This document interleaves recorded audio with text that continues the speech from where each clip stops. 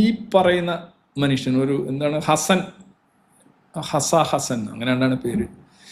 Argentina വംശീയ അധിക്ഷേപം നടത്തി പരാതിപ്പെട്ട് Egypt കോച്ചിന് Manjakkad.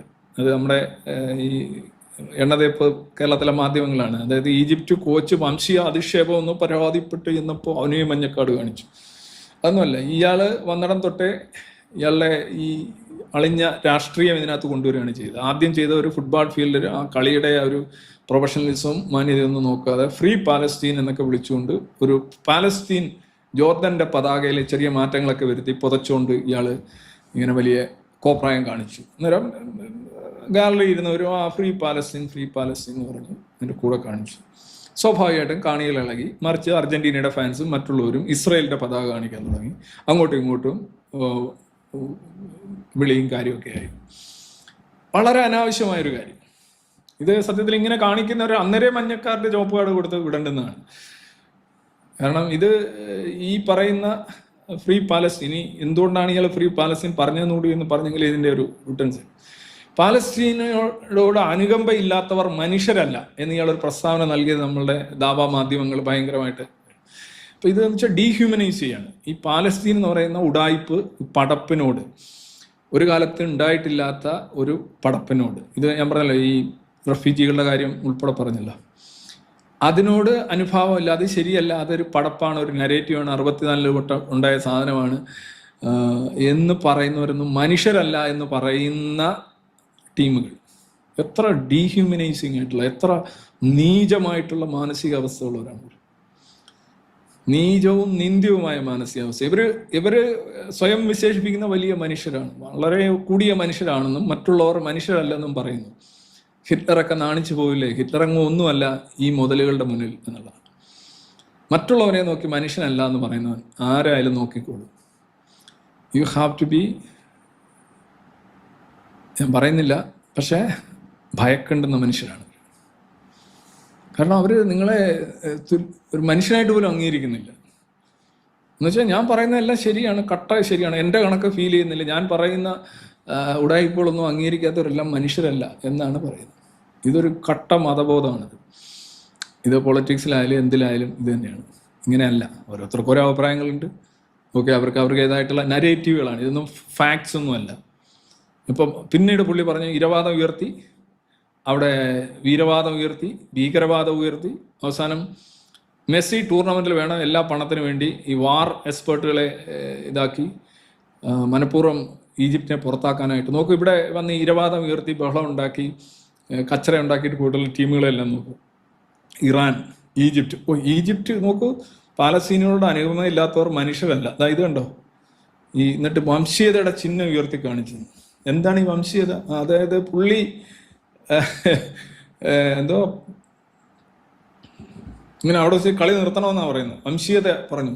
ഈ സത്യത്തിൽ ഈ പാശ്ചാത്യ ലോകത്തെ ഈ ലിബറൽ വ്യവസ്ഥകൾ, ഈ റേസിസം എന്ന് പറയുന്നത് എന്താണ്?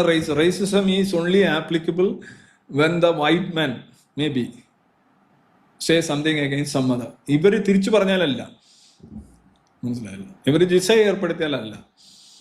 വൈറ്റ് മാൻ്റെ മാത്രം ഒരു ബർഡനായിട്ട് റേസിസം വരികയാണ്. ആരാണ് റെസിസ്റ്റ് അല്ലാത്തത്? ഏതെങ്കിലും ഈ പറയുന്ന ആളുകളുടെ മതപ്രത്യയശാസ്ത്രം റേസിസ്റ്റ് അല്ലേ? അടിമകളെ ചോദിക്കുമ്പോൾ അവിടെ അടിമകളില്ലേ? അടിമകളെ എങ്ങനെ കൈകാര്യം ചെയ്യണമെന്ന് പറയുന്ന പുസ്തകമായിട്ടല്ലേ നടക്കുന്നത്, ലോകോത്തര പുസ്തകമായിട്ട് അല്ലേ റൈസ്.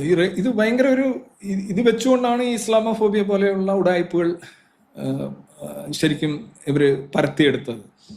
എല്ലാം റേസിസ്റ്റാണ്, എന്ത് പറഞ്ഞാലും റേസിസ്റ്റാണ്. നമ്മൾ നോക്കുമ്പോൾ എന്ത് റേസിസ്റ്റ്, വൺ വേ ട്രാഫിക്കാണ്, തിരിച്ചില്ല.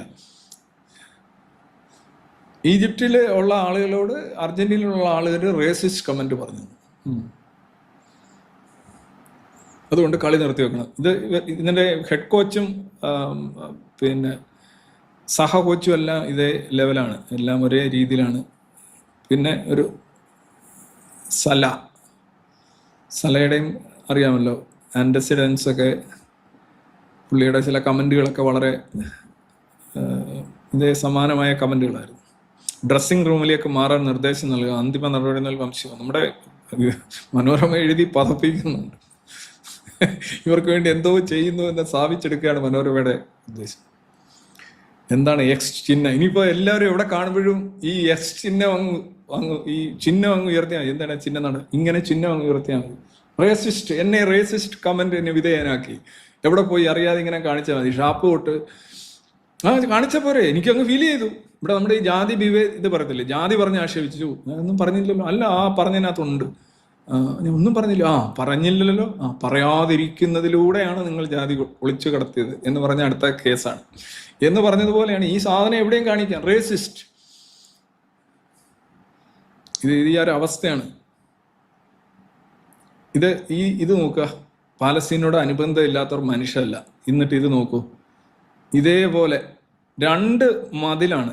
ഇനി ഈ 3ാമത്തെ മതിൽ ഇങ്ങനെ ചുളുങ്ങി ഇത് ഏതെങ്കിലും ഒരു മനുഷ്യനോ? ഇത് നമ്മുടെ ഹാളണ്ട് പോലെ ആർക്കും പറയത്തില്ല. 1, 2 ഇത് കഴിഞ്ഞ് ഇവിടെ ഇതിനകത്ത് വീണ്ടും മതിലുണ്ട്. ഇതെവിടെ കെട്ടിയിരിക്കുന്ന അറിയാം? ഈ പാലസ്തീനികൾ, സോക്കോൾഡ് പാലസ്തീനികൾ അല്ലെങ്കിൽ ഗാസക്കാർ. ഗാസ എന്താണെന്നറിയോ? ഈജിപ്തിന്റെ കോളനി ആയിരുന്നു. ഈ കോച്ച് പ്രദാനം ചെയ്യുന്ന രാജ്യത്തിന്റെ കോളനി ആയിരുന്നു ഈ ഗാസ. അത് മോചിപ്പിച്ച ആരാണ്? ഇസ്രായേലാണ് ഈജിപ്തിന്റെ കോളനി ആയിട്ടുള്ള ഗാസ മോചിപ്പിച്ചത്. അപ്പോഴാണ് ഇയാൾ ഈ പറഞ്ഞ എന്താണ്? Free Palestine. പാലസ്തീനോട് അനുകമ്പ ഇല്ലാത്തവർ മനുഷ്യരല്ല. കണ്ടോ? ഇതേപോലെ ഒരു സാധനം കെട്ടിയിരിക്കുകയാണ്. ഇത് എവിടെയൊക്കെ കെട്ടിയിരിക്കുന്നതെന്നറിയോ?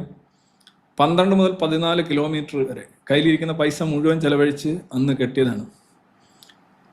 അതായത് 14 കിലോമീറ്റർ നീളത്തിൽ കെട്ടിയിരിക്കണം. ഒറ്റ പാലസ്തീൻകാരൻ അങ്ങോട്ട് ചാടരുത്. 3 ലെവലിലാണ്. ഇടയ്ക്ക് ഒരു കോറിഡോറും ഉണ്ട്. താഴോട്ടും ഉണ്ട്. മേലോട്ട് മാത്രമല്ല, ഇത് ഇവിടുന്ന് താഴോട്ട് അവൻ തുരങ്കം ഉണ്ടാക്കാതിരിക്കാനായിട്ട് താഴോട്ടുമുണ്ട്. 60 മുതൽ 100 അടി വരെ താഴെ, 100 അടി താഴെ വരെ കോൺക്രീറ്റ് ഇട്ടാണ് ഈ സാധനം ഉണ്ടാക്കിയിരിക്കുന്നത്. പാലസ്തീനികളോട് അതൊന്നുകൂടെ ഒന്ന് വായിക്കുക. അതിവിടെ എടുത്തോണ്ടാണ്. അനുകമ്പയില്ലാത്തവർ മനുഷ്യരല്ല എന്ന് പറഞ്ഞ് മറ്റു മനുഷ്യരെ മനുഷ്യരല്ലെന്ന് വിളിക്കുന്ന ഈ എന്താ പറയുന്നത്, ഇദ്ദേഹത്തിൻ്റെ പേരെന്താണ്? ഈ വലിയ മനുഷ്യൻ. ഈ മനുഷ്യന്റെ രാജ്യമാണ് ഈ കെട്ടിയിരിക്കുന്നത്. കേട്ടോ,